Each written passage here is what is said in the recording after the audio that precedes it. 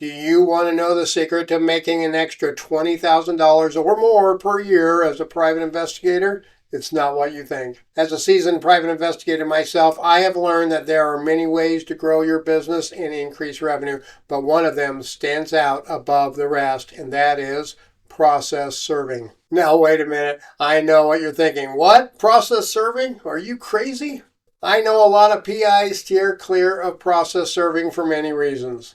It is easy to get burdened down with a serve, have to go out 4 times and make all the attempts, and that drops your hourly pay to something well below minimum wage. But there is a way to do it without taking those big losses, and a way to make it very lucrative too. And if you already do process serving, then this is a win-win for you by just tweaking your processes a little. So listen up. You have to look at process serving as more than just delivering legal papers. It's about providing a premium service at a competitive price. Let me say that again and make sure you jot this down. It is about providing a premium service at a competitive price. Along with that premium service and your competitive price, you also need to add attention to detail and exceptional communication skills to your process serving process. In this video, I'll share my own experience of starting a process serve business as a side hustle for my PI company. You'll learn how to differentiate yourself from other process servers in your area, provide top-notch service to clients, and set competitive prices that attract premium customers. By following these strategies, you can turn process serving into a profitable side hustle that generates an extra $20,000 per year or more. So let's dive in and explore this opportunity together. This video is sponsored by OREP Insurance and Working PI Magazine. OREP is a leading provider of private investigator liability insurance.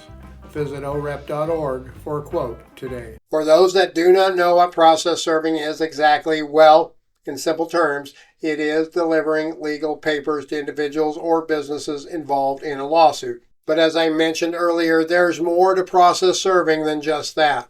Process serving involves providing notice of court proceedings to parties involved in a case. These notices can include summonses, subpoenas, writs of garnishment, and other legal documents.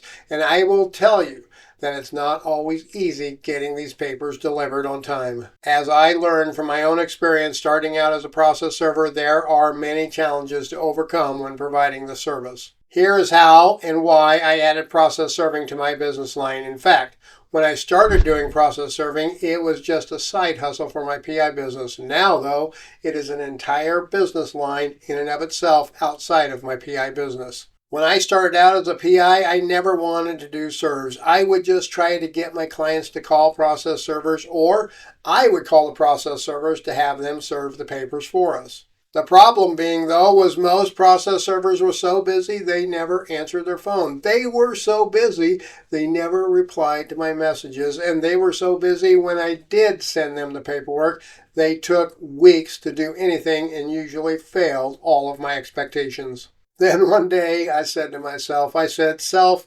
how hard can it be to run a process serve business?" So I started my own process serving business right then and there. I got a website, started a new business with the Secretary of State, opened up a checking account, and I was ready to go. But I knew, based on my 40 plus years of running businesses, if you are going to be competitive with your competition, you have to be different than your competition. You see, starting a business just doing the same thing as your competitors just makes you another fish in the pond. And I didn't want to be that little fish in that big pond chasing after all those low-dollar papers. Low-dollar papers, by the way, is how we reference those bulk serve jobs that all the other process servers are doing that causes them to miss out on the really good business that is out there. So I did my research, and I find out that the average price for process serving in my area was, at that time, about $50, and the low ballers were doing their bulk work for $35 to $40. My research also indicated that they also did 4 attempts for each of those papers,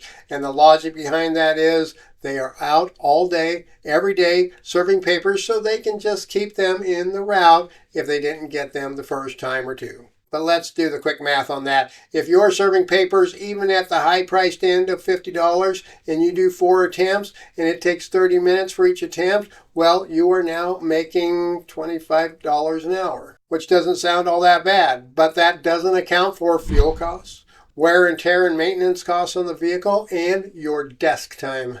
Yep, you have desk time that is involved for each serve too, which can equal another 30 minutes for each serve when you account for communicating with the client, the intake process of the serve, billing, accounting, prepping an affidavit, notarization if needed, and getting the affidavit to the client. And that is the vicious cycle most process servers get stuck in. And I knew I needed a better process than that, so I leaned on my past experiences of running highly competitive businesses and how I set them apart from their competitors. I am a firm believer in working smarter, not harder. So I looked at the process in reverse order. If it takes me 30 minutes on the back end of each serve and up to 1 hour to get each paper served on the average, and I have another 30 minutes on the front end of the serve, I have 2 hours total into each serve. If I want to make a minimum of $50 an hour, well, then the math is pretty easy. I need to charge $100 per serve. Well, how do you do that when your competition is half that price?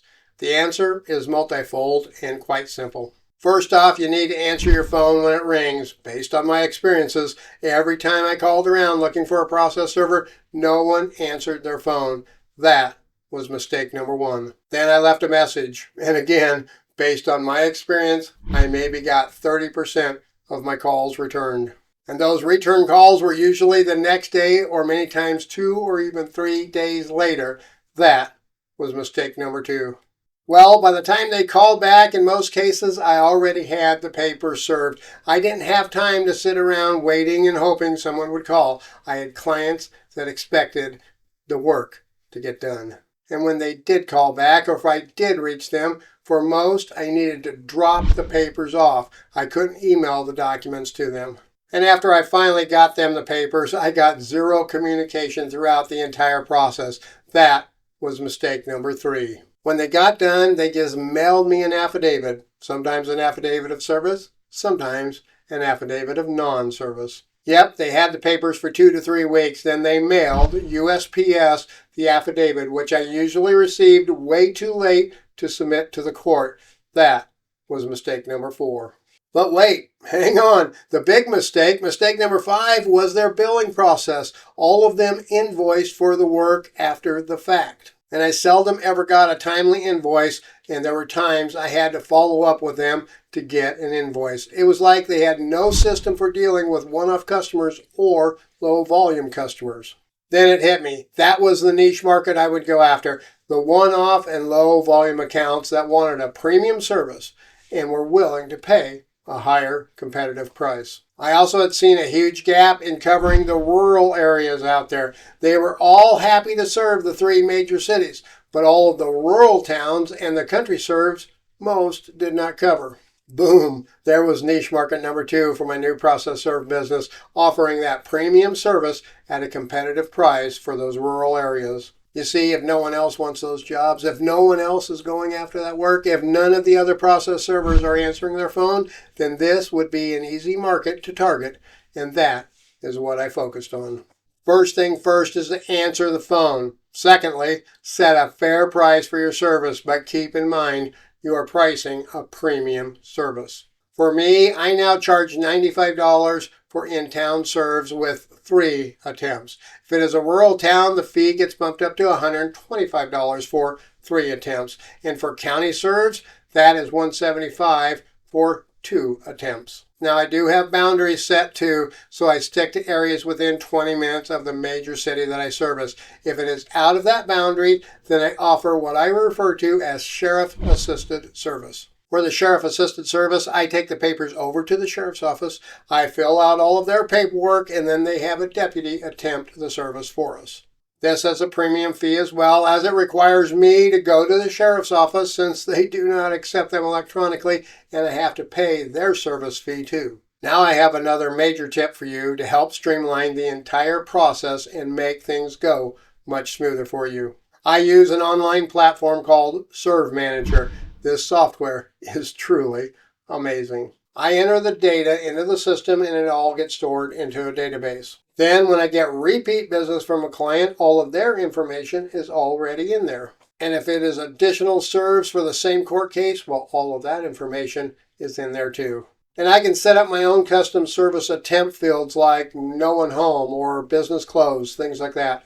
As well, I can set up serve types like personally served or authorized and others. Then when I am serving papers, I can call up the serve in their phone app and enter the attempt right there on the spot. And it even allows me to take photos if needed and upload them to the platform, and it grabs my GPS data and time information to prove I was there. Then when I get back to the office, I can go in and it will create an affidavit for me based on all of the information input in the field. And yes, there is more. If you have process servers that work for you, well, you can assign them jobs and they can enter in their attempts in the field. You can also set up routes. So if you have a lot of serves to do, you can create a route for you for the day, and it will even create cover sheets for each one if you need that. And another feature that it has is invoicing. You enter the serve into the system, and then you can just send an invoice right to your client, which then they pay online. That is key to being successful. Get the money up front. And there is a lot more to Serve Manager, so much more. I can't remember all of the benefits and the features. Now, there is a cost to it, but that is built into my pricing, and the time saving alone easily cuts down on my desk time by 50%. Now, they are not a sponsor. I don't get anything for mentioning them. I just think they have the best software out there for process serving. So check them out at servemanager.com. There you can see pricing, all of the features, and even sign up for a free trial period to check it out for yourself. Now, just to recap, set your prices, set your premium prices. Don't worry about what your competition is selling. Just set your premium prices. Then make sure you answer the phone.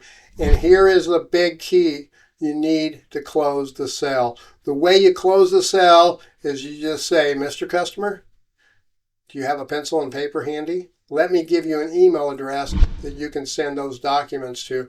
Once we receive them, we will enter them into our system. Then you will receive an email back with a link for an invoice you can pay online. Then we will get it on the schedule for you.